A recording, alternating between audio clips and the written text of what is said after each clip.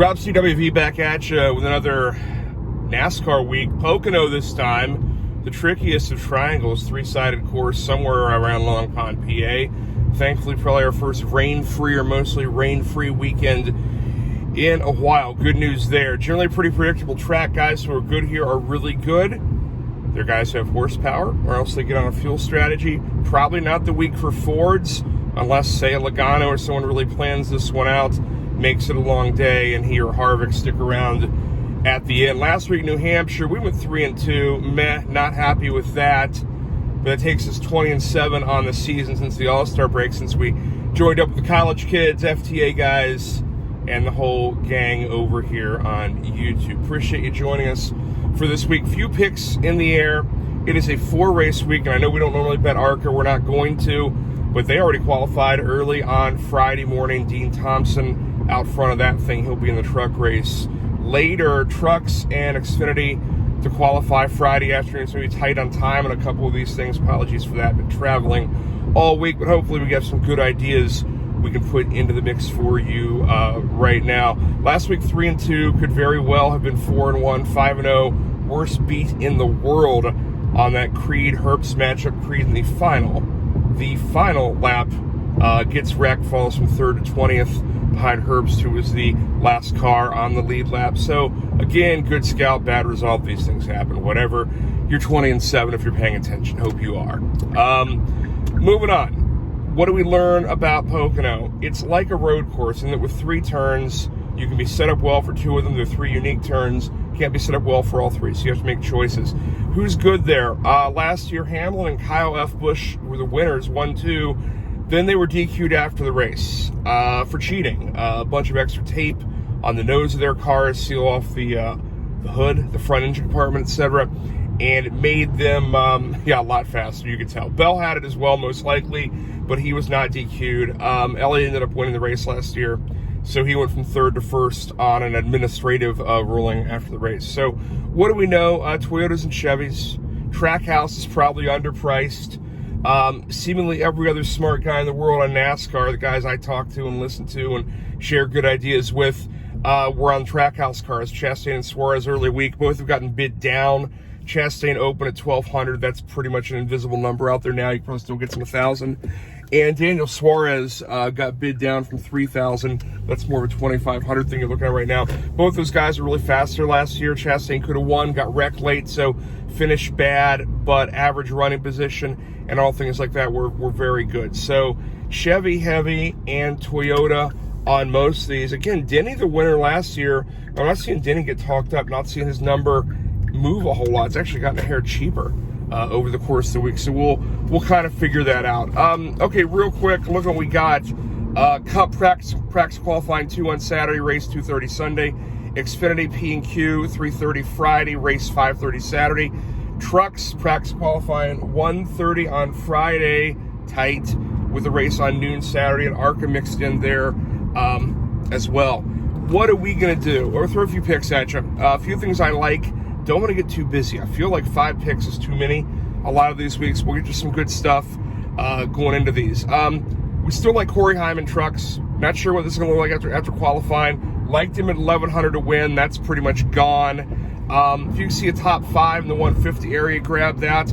Personally, the official pick is Hyman. Matchup over Chastain, -110. Seen that at Betfred and a few other places. But that's a pretty common one to find. We really like that. Generally speaking, we like Heim. Other guys there, take nibble. Tiny long shots. Nick Sanchez, if you see 2,000, 2,500. Taylor Gray, there was some 8,000 out there early in the week. Nibble on that. A chance of a long shot winner or two possibly. But the other thing throwing off trucks is a lot of guys dropping down from Cup. Christopher Bell's in there. Kyle Busch is in there. And Busch throws off the whole number. He's a +150 or more expensive favorite to win the whole thing. The Kyle Busch trucks this year are not automatic winners. They have been for the last decade. New product, new team, lesser equipment. Be careful with that. I'm pretty sure that's probably not a guaranteed winner. He'll be very good, but watch out for him and Chastain and Bell to throw off the numbers. What you're looking for in that race is competitive matchups between guys who are truck series only. I will get those out to you on the Twitter at RobCWV, most likely Saturday morning. That'll be post-qualifying, which will have a lot of offshore matchups where a lot of the value's been. Remember, watch my Twitter. We've thrown out some offshore stuff late, especially in trucks. Did Cup last week, and I think we are 4-2 over the last couple weeks, sending you out some bonus matchups on trucks and Cup, mostly offshore. Check my Twitter account. So, okay, we know what we like in trucks. Got a little more time to work with on Xfinity. Chase Elliott's dropping down to drive that one. It's either the Hendrick or the Spire car. I think it's the Hendrick 17. He's also favored to win around plus 200. I'm not in love with that. John Hunter Nemechek has been great the last several weeks. Best price on him for that race to win. If you still see 450 or 500, I would buy a little. Absolutely buy a little. Most likely you won't. That's been coming down. If you see a 450, grab it. The way I'm going to play that race, Chandler Smith, top 5. That's as cheap as 220 on 365. You might not get that good a price, but Chandler Smith is great at this track. Was a winner here in trucks last year.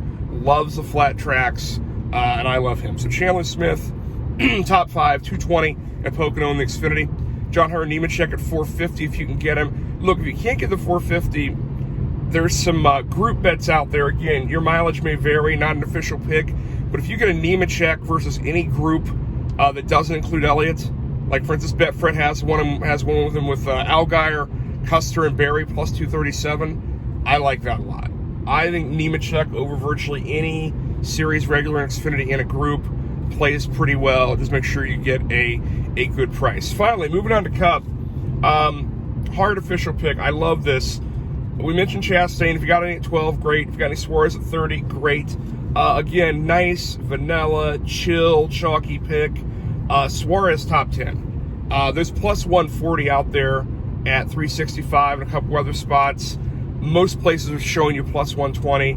It's fine either one. Obviously, prefer the plus 140, 365. Suarez was great here last year, great on this type of track, and Trackhouse has enough engine to stick with everybody on this one. Suarez top 10. And the other one we like, again, chalky, Kyle Larson, top 5, plus 127 at Tipico. As long as you get plus money, I think you're okay. He's going to be there all day, most likely. He's been very good here, has a win in the past. He is going to be in the mix all day based on his pit crew and his horsepower. So Larson, plus money, best price, plus 127 at the tip. Other stuff we'd throw in there, again, we talked about getting good prices. Bell slid to 1,600 to win. Might nibble on that. And again, long shots are always possible. So I'm going to go on a fuel strategy. There's a lot of cars that are decent out there. There's still plus 200, 200 to 1, 300 to 1 out there. Nibble on some of that stuff. Just make sure you have good coverage. But should be a fun race. Should be a fun track. Let's get another winning record this week and get back up to 75% winners in the season. I'm Rob CWV. Thanks to everybody around, the college kids, FTA, the whole gang. Let's watch some NASCAR all weekend.